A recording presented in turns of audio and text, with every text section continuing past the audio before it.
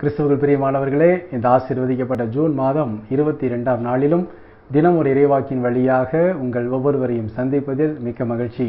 இன்றும் கூட நாம் தியானிக்க இருக்கிற வார்த்தை திருத்தூதர் பணிகள் 17ஆம் அதிகாரம் 28ஆம் வசனம். கடவுளை சார்ந்துதான் நாம் வாழ்கின்றோம், இயங்குகின்றோம், இருக்கின்றோம். ஆமென். கிறிஸ்துவுக்குள் பிரியமானவர்களே, புனித பவுல் அருமையான இந்த வார்த்தையை நமக்கு கொடுக்கிறார். நாம் ஒவ்வொரு நாளும் உயிர் வாழ்வதும், நாம் ஒவ்வொரு நாளும் ஆரோக்கியமாக இருப்பதும், ஒவ்வொரு இடத்திற்கும் செல்லும் பொழுதும் திரும்பும் பொழுதும் பாதுகாப்போடு இருப்பதும் கடவுள் நம்மீது வைத்திருக்கிற அன்பு மாத்திரமே, அவர் நம்மீது வைத்திருக்கிற இரக்கம் மாத்திரமே. கடவுளது தயவு நம்மீதும் நம் குடும்பத்தின் மீதும் எப்பொழுதும் தங்கியிருக்கிற ஒரே காரணத்தினாலே நாம் வாழ்கின்றோம், இயங்குகின்றோம், இருக்கின்றோம். ஆமென். கிறிஸ்துவுக்குள் பிரியமானவர்களே, எப்பேற்பட்ட சூழ்நிலையில் நாம் இருந்தாலும் கூட, அது நல்ல நிலையில் இருந்தாலும் சரி, இல்லை தீய நிலையில் இருந்தாலும் சரி, எல்லாவற்றிற்கும் கடவுள் அதற்கேற்ற ஒரு ஆறுதலை, அதற்கேற்ற ஒரு ஆலோசனையை நம் கூட இருந்து எப்பொழுதும் நம்மை தாங்க, தப்புவிக்க அவர் வல்லமையுள்ளவராயிருக்கிறார். எப்படியாவது நான் முன்னேற வேண்டும், எப்படியாவது நான் நல்ல நிலைக்கு வர வேண்டும் என்றுதான் நாம் ஒவ்வொருவரும் முயற்சித்து கொண்டிருக்கிறோம்.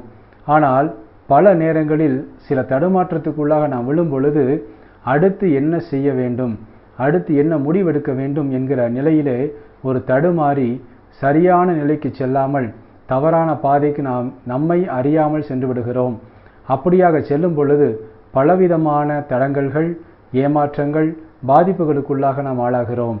ஆம் கிறிஸ்துவுக்குள் பிரியமானவர்களே, நமக்கு ஏதாவது ஒரு நிலையிலே ஒரு தடுமாற்றம் வந்துவிட்டால் உடனடியாக நமக்கு தேவை ஒரு நிதானம், ஒரு பொறுமை. அந்த இடத்திலேயே நாம் என்ன செய்ய வேண்டும்? அமைதியாக நின்று ஒரு நிமிடம் நாம் யோசிக்க வேண்டும், நிதானிக்க வேண்டும்.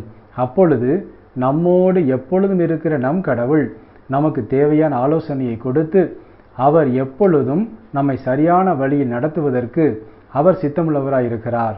ஆம் கிறிஸ்துவுக்குள் பிரியமானவர்களே, எப்பேற்பட்ட உயரிய நிலைக்கு நாம் சென்றாலும் கூட எப்பொழுதும் நம்மை தாழ்த்தி அவருடைய பாதத்தில் அர்ப்பணிக்க வேண்டும்.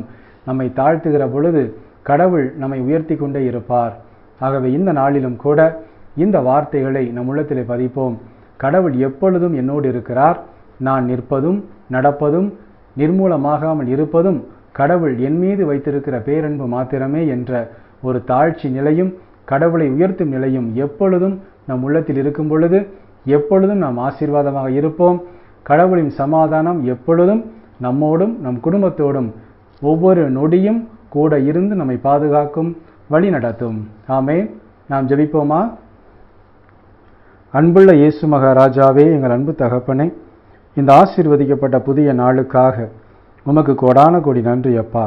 இந்த நாளிலும் நாங்கள் பெற்றுக்கொண்ட இந்த அருமையான வார்த்தையின்படியாகவே எங்கள் ஆண்டவராக இயேசு கிறிஸ்து எங்களோடு இருக்கிறீர், எங்களை நீர்தாமை இயக்கி கொண்டிருக்கிறீர். நாங்கள் வாழ்வதும் ஒவ்வொரு நாளும் நிலைத்து நிற்பதும் நீங்கள் எங்கள் மீது வைத்திருக்கிற பேரன்பு மாத்திரமே அப்பா.